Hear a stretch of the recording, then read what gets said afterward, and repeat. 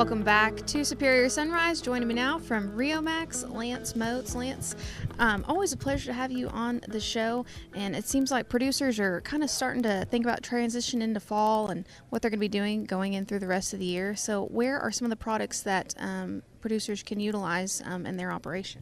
Well, with Riomax, the tub that pays for itself, why we say that is conversion on feed. How producers going into fall can extend that grass out so they're not having to have a early feed date. Sometimes maybe it's a couple weeks, sometimes it's a couple months, depending on how snowed up people get, because wintertime's usually the most expensive time to go.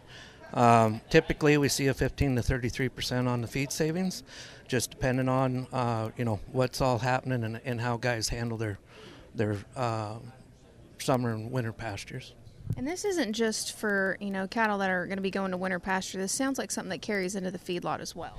It does. If you still take that same rule of thought and you start looking at those calves coming into the feedlot, with the Nutrisorb, our digestive system, that rumen's already built and it's ready to go. So when they go into the feedlot, they're ready to start eating. You don't have that downtrend and then the uptrend. So they're already starting to convert on feed day one. Well, on top of, your feed savings, it's also a marketing avenue for customers now. Tell me a little bit about the performance badges and those programs that customers can get those on their cattle that are selling here. Okay, so we have a 365 and a 90. Obviously, the 365 is a full year program. Everybody's, when you're getting that, the calves have been on before they were born. Health-wise, gives them a leg up into the feedlot right away. Feed-wise, obviously, conversion on feed right away. The 90-day, usually by that moment in time, we've got the rumen rebuilt so we can start really cruising on the feed and putting pounds on where everybody's looking for.